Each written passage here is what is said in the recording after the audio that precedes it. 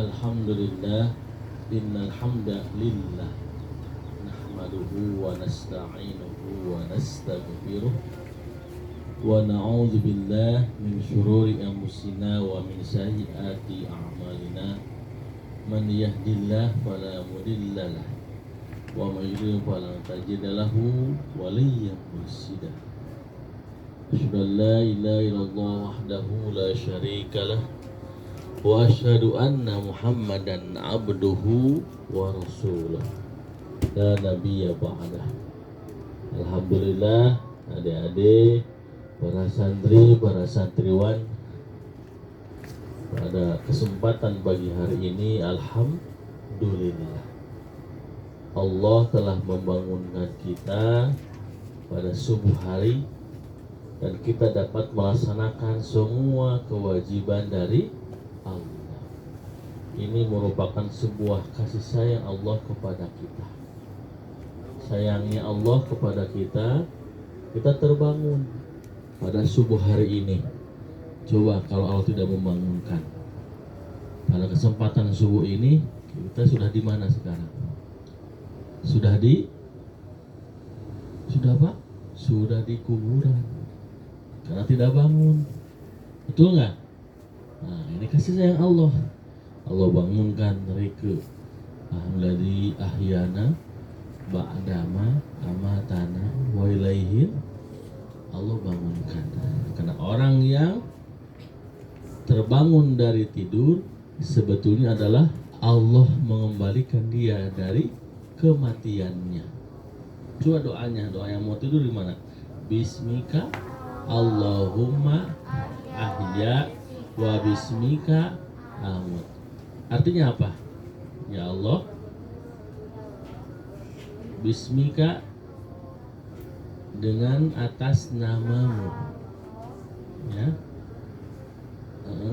Ahya kami hidup, wa bismika amut, dan dengan namulah kami mati. Berarti apa? Orang yang tidur tuh mati. Arti kata jasadnya dengan ruhnya, nah, ruhnya Allah gantungkan bagi yang tidur. Setelah dia bangun, Allah kembalikan ruhnya ke dalam jasadnya. Maka dia berdoa, alhamdulillah ahyana. Segala puji hanya bagi Allah ahyana yang telah menghidupkan kami semua. Kan gitu doanya juga ya. Alhamdulillah. Berarti kasih sayang Allah pada subuh hari ini Allah membangunkan kita dari tidur atau kematian sementara. Inilah kasih sayang Allah. Allah masih memberikan panjang umur. Dengan usia ini, panjang umur ini adalah Allah berikan nikmat. Untuk apa coba? Waktu ini gunakan sebaik-baiknya. Ada surah. Coba ingat surah apa coba? Yang Allah dengan surah ini mengingatkan kita semua tentang waktu. Nah, betul sekali.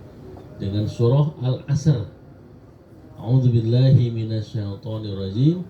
Wal 'asri innal insana lafi khusrin illal ladzina amanu wa 'amilus sholihat wa tawassaw bil haqq wa tawassaw bis sabr. Artinya demi waktu, demi masa, sesungguhnya setiap diri manusia ini, ya, lafi khusrin, senantiasa berada dalam kerugian, ila kecuali alladzina amanu. Pertama siapa? Orang-orang yang beriman. Wa amilus sholihat, yang mengerjakan amal sholih. Yang ketiga, wa tawassaw bil haqqi wa tawassaw bis sabr, dan orang yang saling, ya, dalam kebaikan dan kesabaran, saling berwasiat. Nih, kita saling berwasiat, saling mengingatkan, mewasiatkan dalam kebaikan dan kesabaran. Artinya golongan 3 ini adalah orang yang selamat, orang yang beruntung, tidak rugi. Nah, Allah memperlihatkan bagaimana orang yang bisa menggunakan waktunya, usianya sebaik-baiknya.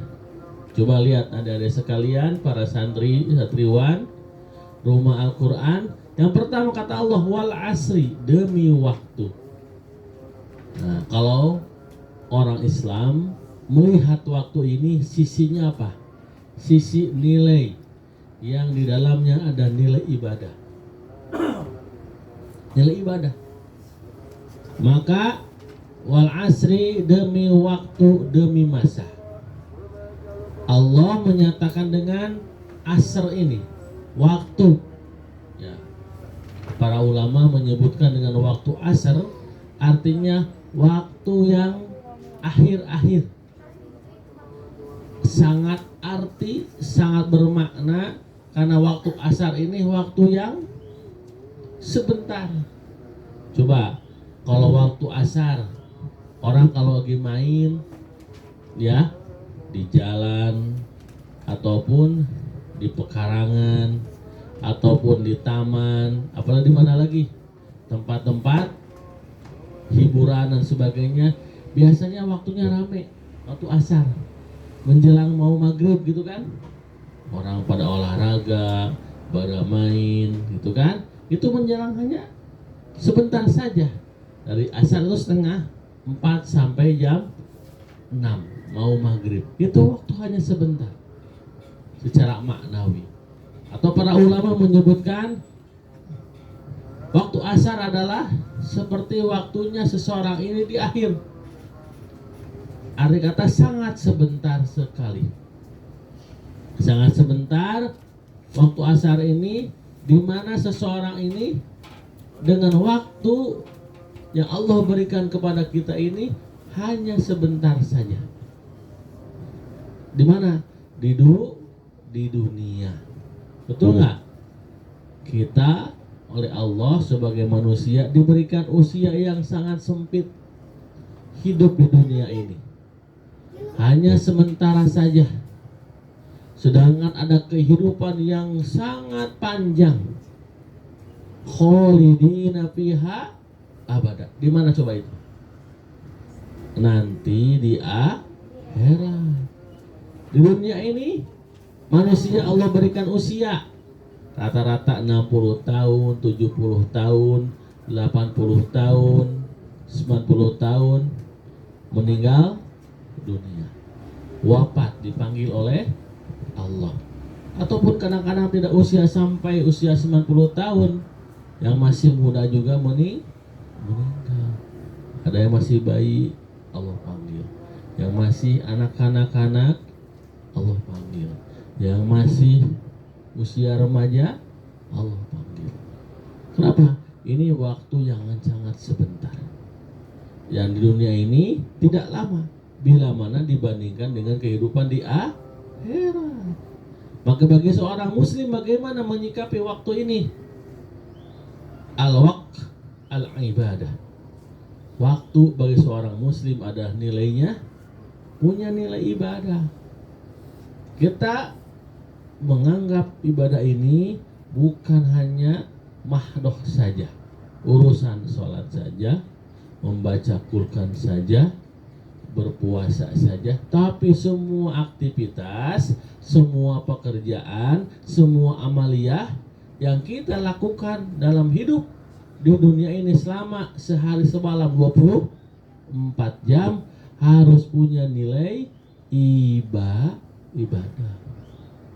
Coba tidur ibadah tidak? Kita harus punya nilai ibadah. Maka sebelum tidur bagaimana? Berwudu dulu. Setelah berwudu, baca doa dulu. Ketika tidur menghadap kemana? Ke kiblat. Itu nilai ibadah. Kita tidur jam 10 malam, bangun sebelum subuh jam 4 subuh. Jadi Allah menulis seseorang di antara muslimin wal muslimat Contoh, Teh Salma tidur. Sebelum tidur wudhu dulu. Setelah wudhu kemudian berbaring berdoa, membaca surah Al-Ikhlas, Al-Falaq, An-Nas, Al-Fatihah, itu kan. Kemudian baca bacaan yang lain, kemudian doa tidur. Selama tidur jam 10 sampai jam setengah 4 Teh Salma tidur, Allah menulis, inilah hambaku, kata Allah, lagi berzikir, beribadah. Nah, ini nilainya tinggi. Walaupun kita tidur, tapi oleh Allah ditulis hamba ini lagi beribadah. Seperti ibadahnya sholat, ibadahnya baca Quran dan sebagainya. Kemudian kita makan. Apa bedanya kita makan dengan binatang makan? Ada yang beda nggak? Apa bedanya? Bedanya adalah kalau kita seorang muslim makan dengan tangan kanan, makannya makanan yang halal. Kemudian apalagi? Berdoa. Ini juga sebuah nilai ibadah. Nah, binatang makan tidak? Makan sama, tapi tidak punya aturan. Kita punya seorang muslim, makannya tidak berdiri, duduk. Kalau kita makan semacam itu, nilainya ibadah juga, punya nilai plus. Kita minum pakai tangan apa? Tangan kanan. Kemudian berdoa. Minumnya tidak sekaligus. Dalam satu gelas, sunnah kata Rasulullah itu diteguknya sedikit demi sedikit.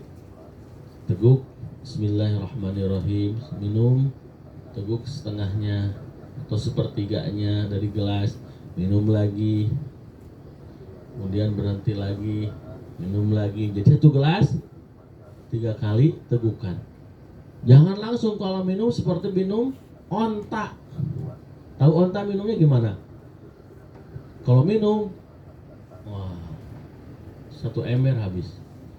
Bahkan kalau seekor onta bukan 1 ember, 1 jerigen bisa habis dia. Minumnya terus, itu berarti binatang. Kalau kita bukan binatang, manusia, apalagi orang beriman, berarti berbeda punya aturan. Mau tidur, mau makan, apalagi mau minum, apalagi ibadah, sholatnya, puasanya, baca Qur'annya, jelas punya nilai ibadah. Apalagi keseharian, kita jalan-jalan atau lagi nongkrong-nongkrong di pinggir jalan, boleh tidak? Boleh, kata Nabi, silakan. Tetapi ketika kita jalan-jalan atau nongkrong di taman, ya, melihat pemandangan sesuatu yang menakjubkan, ucapkan subhanallah. Sesuatu hal yang kita ingat kepada Allah, masya Allah. Ada sesuatu yang kita terlindungi, astagfirullah. Ini juga sama, silakan. Ketika di pinggir jalan, asal bisa menundukkan pandangan. Tidak Rike atau kawan-kawan di pinggir jalan boleh, lagi nongkrong-nongkrong boleh. Ada kebaikan menundukkan pandangan bagi laki-laki atau perempuan. Kemudian menjaga lisan, jangan segala diucapkan. Ada laki-laki atau perempuan yang berbeda dari kita, di wajahnya ada kutil, dibicarakan, kutilnya gede. Nah, jangan. Kenapa? Mulut kita dijak. Aduh, lihat, ada seseorang yang hidungnya beda.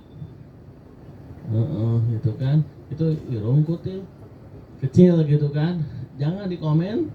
Jangan. Ada lewat juga mobil atau motor, ada aja di komentar. Kata Nabi, jaga mulutmu, jaga lisanmu untuk membicarakan orang lain. Berarti apa? Di sana ada istighfar, astagfirullah. Kalau kita lindungi dari sesuatu kesalahan, sesuatu yang baik, alhamdulillah. Ada orang yang lewat bertanya, "Dek, kalau rumah Quran di mana?" Kita jawab, "Oh, di sini, Bu, rumah Quran." Ada seorang bertanya, "Dek, kalau rumah Pak RW di mana?" Nah, kita tunjukkan sesuai kita mampu. "Oh, Ibu di sana, blok sana." Dek, kalau masjid di sini di mana? Tanyakan. Nah, dia tanya ini, dijawab, oh iya, ada masjid di atas atau di bawah ada. Masjid apa? Di atas ada masjidnya Al Mubarokah paling atas. Ada lagi Masjid Jami Al Muhajirin. Sebelah sini juga ada Bu, yang dekat Al Jannah. Di sini ada Al Ikhlas. Ini jawaban yang menjadikan pahala. Kalau tamu tadi bertanya kepada kita, kemudian dia sholat, ya, kemudian dia ikut pengajian di rumah Al-Quran, berarti apa? Dia mendapatkan pahala kebaikan. Dan kita yang menunjukkannya sama, akan mendapatkan kebaikan. Man dalla ala khairin falahu misru ajrin. Barang siapa yang menunjukkan kepada sebuah kebaikan, maka yang menunjukkan pun dapat kebaikan. Nah, bagaimana kalau menunjukkan sesuatu yang tidak baik? Itu sama sebaliknya. Di antara kita dalam bertanya, Dek, gitu kan, di sini ada namanya si Pulang, gitu kan, ternyata mau ditusuk. Gitu kan, di sini ada siapa? Ada orang yang kelihatan bawa pisau. Bagaimana kita? Tidak tunjukkan tidak? Jangan. Gitu kan.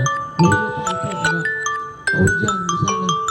Mau ditusuk Pak Ujang oleh seseorang. Jangan. Berarti kita harus tidak menjawabnya, gitu kan? Itu ada perbuatan tidak baik. Atau misalnya di satu tempat lagi nongkrong adik-adik, ada orang lewat, gitu kan, Dek, kalau di sini yang jual minuman keras gimana? Jangan dijawab itu. Kalau kita mau ngasih tahu, oh Pak itu tokonya ada minuman keras, sama saja kita menunjukkan kejelekan. Kayak tadi orang yang mau nusuk menunjukkan keburukan dan kejahatan. Maka jangan ditunjuk. Kalau kita menunjukkan, berarti sama-sama berbuat dosa, berbuat jahat. Nah, inilah penting sekali kita menggunakan waktu sebaik-baiknya. Itu orang beriman. Kalau orang lain mungkin, ya, orang-orang non muslim, ya, apalagi orang-orang yang cinta dunia, melihat waktu ini dengan keinginannya, dengan keduniaannya. Karena dunia dilihat, gitu kan? The time is money. Betul nggak?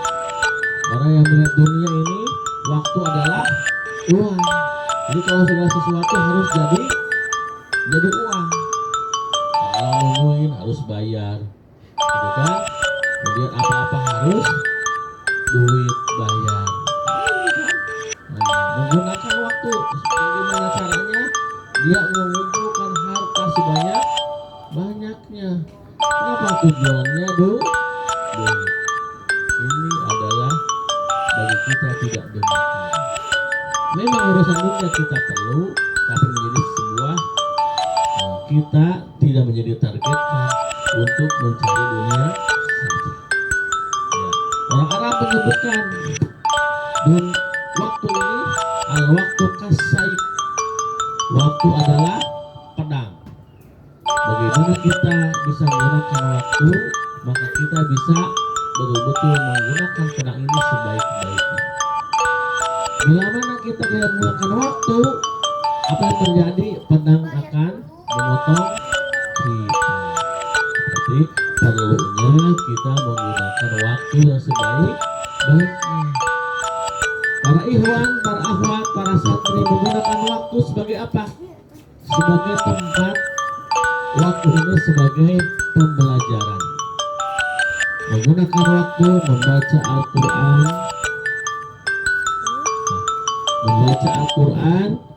kemudian ya mempelajari Al-Quran. Ini sama dengan apa? Menggunakan waktu sebaik-baiknya. Ya, khairun nas, sebaik-baiknya manusia, gitu kan? Dan orang yang belajar Al-Quran adalah sebaik-baiknya manusia yang belajar dan mengajarkan Al-Quran. Karena kita sebagai santri Al-Quran. Itu yang pertama, wal asri. Yang ayat kedua, innal insana lafi khusrin illa. Sesungguhnya setiap manusia ini berada dalam kerugian. Kenapa sih rugi? Karena bila mana setiap diri manusia ini tidak menggunakan waktunya, maka dia dengan waktu tadi terbuang begitu saja. Tidak ada kemanfaatan daripada waktu. Allah kasih usia 60 tahun, 70 tahun, 80 tahun, tapi tidak dipakai untuk hal-hal yang baik. Hidupnya apa? Keluyuran, main, gitu kan? Kemudian apalagi? Tidak menggunakan untuk beribadah. Waktunya sholat datang, bukannya ke masjid, tapi ke tempat yang lain. Tempat kemaksiatan. Na'udzubillahi min. Nah, ketika satu malam harusnya pulang ke rumah, tapi pulangnya keluar. Arti kata apa? Waktunya digunakan untuk tidak yang baik-baik.